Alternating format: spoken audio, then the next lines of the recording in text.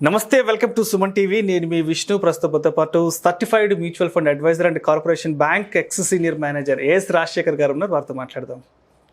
నమస్తే రాజశేఖర్ గారు. నమస్తే అండి. సార్, రాజశేఖర్ గారు, ఇప్పుడు మ్యూచువల్ ఫండ్స్లో డైరెక్ట్ స్కీమ్ ఒకటి, ఇంకోటి వచ్చేసి రెగ్యులర్ స్కీమ్ ఒకటి అండి. సో ఈ రెండు రకాల స్కీమ్స్ గురించి ఎక్కువ చెప్తుంటారు కదా. సో వాటి మధ్య ఉన్న డిఫరెన్సెస్ ఏంటి? మ్యూచువల్ ఫండ్లో ఇన్వెస్ట్ చేయాలంటే మనకు రెండు రకాల ఆప్షన్స్ ఉంటాయండి రిటైల్ ఇన్వెస్టర్స్కు. డైరెక్ట్ ప్లాను, రెగ్యులర్ ప్లాను అని చెప్తూ మనం ఏదైనా గూగుల్లో చూసినా దీంట్లో చూసినా అది కనపడుతుంటాయి. చాలామందికి ఇది ఏంది, డైరెక్ట్ ఏంటి, రెగ్యులర్ ఏంటి అని రిటైల్ ఇన్వెస్టర్స్కు కొద్దిగా దాని గురించి అనుమానాలు ఉంటాయి. డైరెక్ట్ అంటే ఏం లేదండి, మీరు ఇప్పుడు యాక్సిస్ మ్యూచువల్ ఫండ్ ఉంది. యాక్సిస్ మ్యూచువల్ ఫండ్లో Axis long term equity fund ఒక స్కీమ్. ఆ స్కీమ్లో మీరు ఇన్వెస్ట్ చేయాలనుకుంటే ఒక mutual fund agent, not advisor అండి, మ్యూచువల్ ఫండ్ ఏజెంట్, ఆయన్ను కాంటాక్ట్ చేసి ఆయనే మీకు ఇంటికి వచ్చి లేదా ఆయన మీ దగ్గరికి వెళ్ళి మీ KYC, PAN card, Aadhaar card, ఒక క్యాన్సల్డ్ చెక్ సబ్మిట్ చేసి ఆయన ద్వారా మీ బ్యాంక్ అకౌంట్ పర్టికులర్స్ ఇస్తే ఆయన ఇంటర్న్ ఆయన మీ అప్లికేషన్ అంతా ఫిలప్ చేసి తీసుకొని వెళ్ళి ఆయన ద్వారా అది యాక్సిస్ మ్యూచువల్ ఫండ్కి వెళ్తుందండి. Okay, this is called regular. దీంట్లో డైరెక్ట్ గురించి చెప్తానండి, తర్వాత ఈ రెండింటి గురించి యొక్క లాభ నష్టాలు చెప్తాను. డైరెక్ట్ అంటే మనం we did not call any mutual fund agent. మీరు మ్యూచువల్ ఫండ్ అడ్వైజర్తో మాట్లాడి ఏ స్కీమ్లో ఇన్వెస్ట్ చేయాలని మీరు తీసుకోవచ్చు. Mutual fund advisor, you can take the advice. You did not engage any agent. డైరెక్ట్గా Axis mutual fund website open చేసి మీరు మీ కేవైసీకి సంబంధించిన డాక్యుమెంట్స్ అప్లోడ్ చేసి మీకు దాంట్లో యాక్సిస్ మ్యూచువల్ ఫండ్లో ఒక 30 స్కీమ్స్ ఉంటాయండి. దాంట్లో ఇన్వెస్ట్ చేయాలని మీ యొక్క డిస్క్రిప్షన్. ఏజెంట్ ఏం చెప్పడు, మీరు అడ్వైజర్ తీసుకుంటే అడ్వైజర్ చెప్తాడు, మీరు ఇన్వెస్ట్ చేస్తారు. This is called direct scheme అంటే. డైరెక్ట్కు రెగ్యులర్కు దాంట్లో ఏమంటే అండి, డైరెక్ట్ స్కీమ్లో మీకు ఏది మళ్ళీ ఈ ఛార్జెస్లు అంటే వాళ్ళు వేసే ఫండ్ మేనేజ్మెంట్ ఛార్జెస్ 2% ఆర్ 1.5% ఉంటాయి. కానీ ఈ ఏజెంట్ ద్వారా వచ్చిన దానికి ఏజెంట్ కమిషన్ ఉండదండి. ఏజెంట్ కమిషన్ నార్మల్లీ 0.25 నుంచి 0.75, కొన్ని mutual funds 1%, depending on the scheme. ఎన్ఎఫ్ఓలో ఒకటి ఆ 1%, సేవ్ 1 అనుకుందాము, ఆ 1% మీరు సేవ్ చేసుకోవచ్చు. ఒక ₹1,00,000 మీరు ఇన్వెస్ట్ చేస్తే మీరు ఒక ₹750 మీకు మిగిల్చుకోవచ్చు.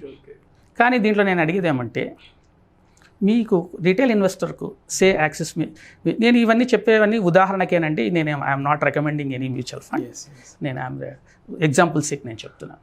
మీ ఒక ఫండ్ హౌస్లో 30 స్కీమ్స్ ఉంటాయి. ఏ స్కీమ్లో ఇన్వెస్ట్ చేయాలని రిటైల్ ఇన్వెస్టర్ డైరెక్ట్గా రీసెర్చ్ చేసి పెడితే వెల్ అండ్ గుడ్ అంటే, దాంట్లో కూడా ఒక చిన్న లాజిక్స్ దాని ఇదంతా ఉంది. CAGR అంటారండి, కాంపౌండెడ్ యాన్యువల్ గ్రోత్ రేట్. అది ఈ 1 year తీసుకుంటే ప్రతి మ్యూచువల్ ఫండ్ కూడా ప్రతి స్కీమ్ ప్రతి అని కాదు, మెజారిటీ ఆఫ్ ద స్కీమ్స్లో 50+, 70, ఈవెన్ 100% కూడా డబల్ అయినవి. CAGR కాదు, రిటర్న్ వచ్చినవి ఉన్నాయి. కానీ లాంగ్ టర్మ్లో నాకున్న ఎక్స్పీరియన్స్తో నేను చెప్పేది, if you make 18% CAGR, compounded annual growth rate, long టర్మ్లో కనుక మీరు అచీవ్ చేయగలిగితే మీరు కోటీశ్వర్లండి. సో అదేవిధంగా మ్యూచువల్ ఫండ్స్ అనగానే అందరూ గుర్తొచ్చేది SIP, systematic investment plan. So దీన్ని ఎలా డిజైన్ చేసుకుంటే బాగుంటుందంటారు SIPని? నేను SIPకి ఇంకా ఒక చిన్న ముద్దు పేరు పెట్టానండి, స్లీపింగ్ ఇన్ పీస్. హ్యాపీగా నిద్రపోవచ్చు. ఒక 25 ఏళ్ల కుర్రాన్ని తీసుకుందామండి. కొత్తగా ఫ్రెష్గా బీటెక్ లేదా గ్రాడ్యుయేషన్ చేసి వచ్చి జాబ్లో చేరాడు. సాఫ్ట్వేరో లేదా బ్యాంక్లో క్లర్కల్ జాబ్ అయితే చేశాడు. ఒక ₹40,000 స్టార్ట్ అని ఇనిషియల్ శాలరీ అండి.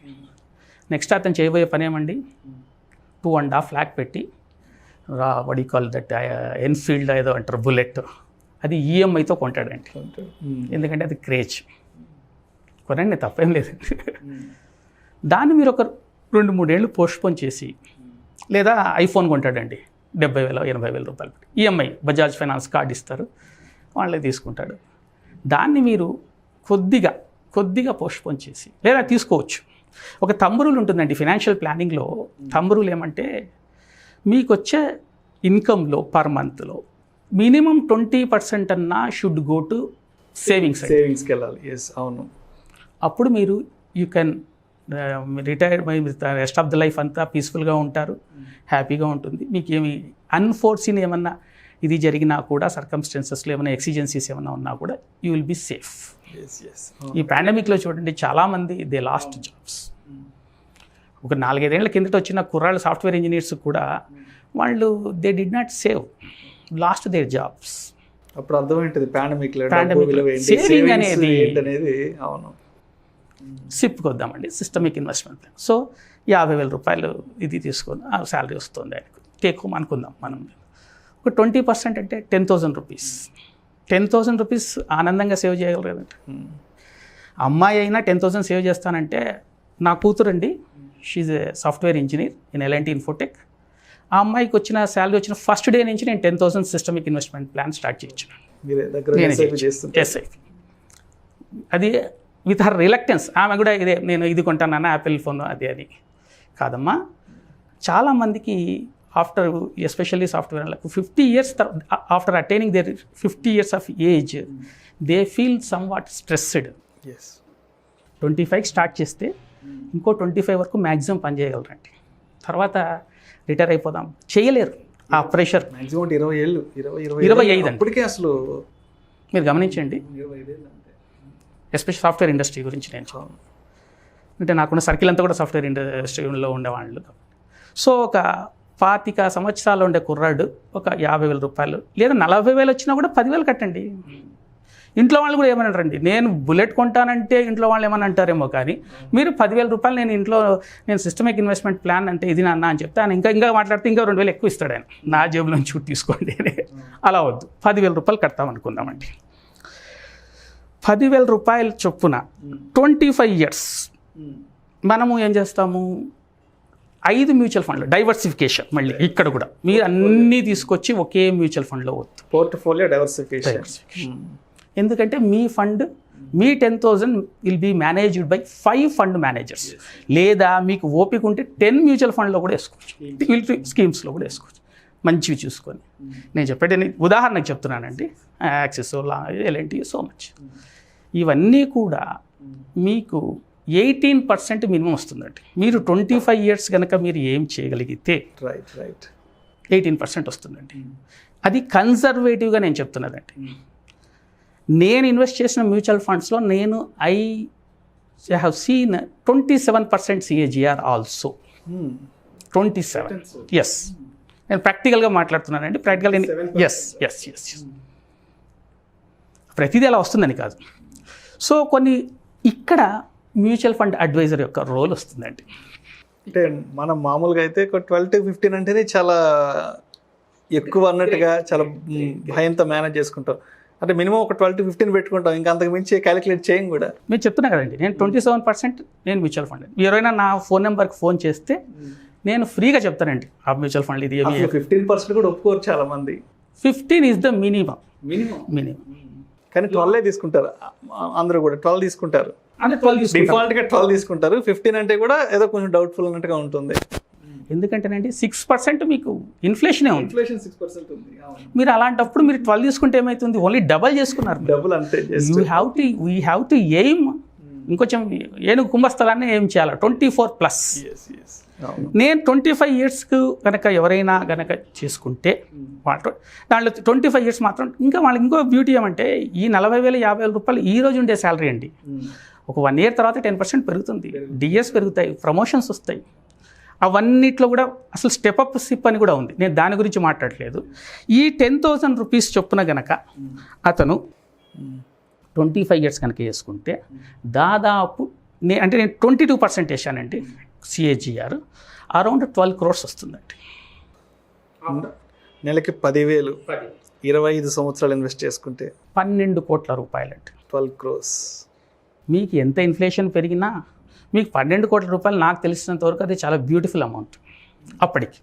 సో 10,000తో 12 కోట్ల రూపాయలు, 20 సంవత్సరాలు, 25 సంవత్సరాలు.